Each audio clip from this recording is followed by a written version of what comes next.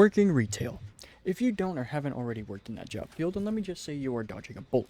It's on the same tier as having a fast food job, except all the grease and that iconic beeping sound the fryers make are replaced with so much dust that you'd think the queen got resurrected and decided to shit all over the back room.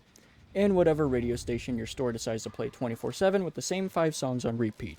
What is up, everyone? My name is Levtaro, and today I am going to share a working at Walter Mart story. Before we get into the video, if you haven't already checked out my last video of my first experience with the devil's lettuce, I highly recommend you watch that before this one, as there are some things that I explained in that video that I won't be explaining again in this one involving working at Walter Mart.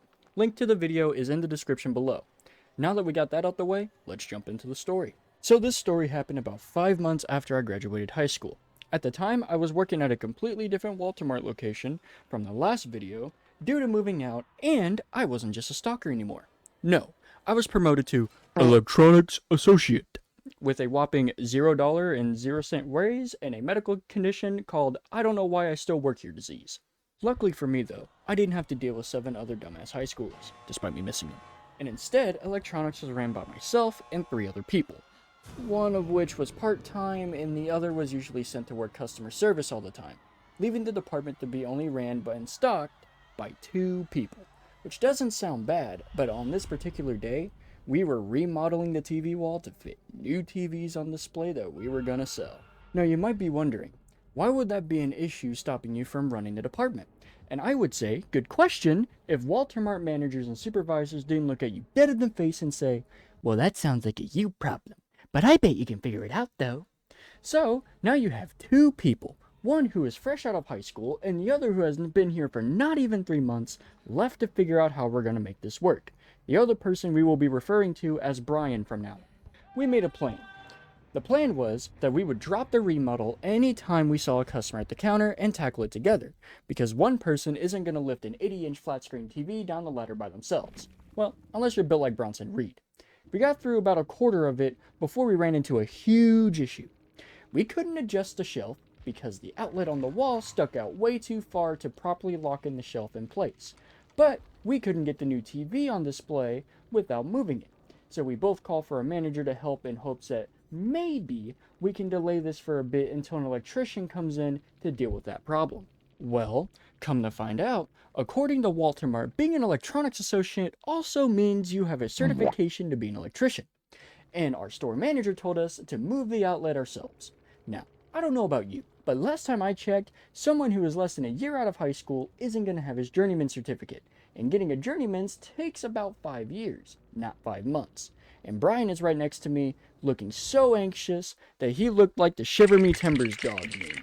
Alas though, we decided to give it a shot anyways, because if something were to happen, we could either A, sue and make a ton of money, or B, the more realistic option because we don't have the money for lawyers and legal fees, never come back after today. So, Brian and I are sitting and looking at each other wondering, how are 2 dumbasses who have not a single bit of clue on how to properly move an outlet do it without electrocuting ourselves? In about 10 minutes of back and forth, you got any ideas? No. Do you? Not a clue. We decided to say screw it, we ball, and try to move it up like we were asked to do. The plan started off as intended, and honestly seemed like the circuit was dead. That was until a loud electrical explosion happened. And it was so unexpected, it was like Scout from TF2 throwing a flashbang. Except it wasn't a meme, and I actually got flashbanged. Brian, on the other hand, got more than flashbanged. He actually got hurt from the explosion and got a couple burns along with a giant chunk of his arm hair. Seemed like it burned off. It looked like a freshly thing of skin surrounded by nothing but arm hair. It genuinely looked like a tiny-ass alien had made a crop circle on his arm. So, after knowing this information, I want to play a little game of Guess What Happens Next. I will give you 2 options as to what happened next, and your job is to guess which one happened. Option A, management immediately comes back to check if we are okay, tells us to stop so an electrician can properly handle it, and getting Brian some medical attention for his burns. Or, option B, we go ask for a manager to explain what happened and explain how our safety is at risk, just for nothing to happen and got yelled at for stopping the remodel. If you guessed A, then you'd be absolutely wrong. Because again, to Walter Mart, being an electronics associate means you are also a certified electrician.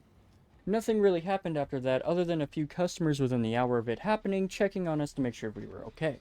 At the end of my shift, I proceeded to tell my manager that I quit, clocked out, and went home to never be a part of that again. What's funny is Brian apparently did the same thing the very next day after having him do the remodel by himself and running the apartment by himself. From what he told me, he didn't even bother to last until lunch to tell our manager that he was done himself and walked out. Now, I understand this was a bit of a shorter story this time, but sometimes it just really be like that. And short stories aren't always a bad thing. If you love the content, consider subscribing and hitting the bell for notifications. We're doing daily content until we become YouTube partner. So if you would like to help us become partner and help us grow and see content every day, we also go live sometimes too. You can come chill and hang out and interact with me. Subscribe and hit the bell. Don't forget to drop a like on the video and comment down below your thoughts on Walter Mart after hearing this story, and if you'd want to see more Walter Mart stories. Also join the community Discord. The link to that is in the bio of my channel. Just click on my channel and it's right there, the very first link. With that being said though, this is Lev Taro signing off. I hope all you guys have a blessed day, and goodbye.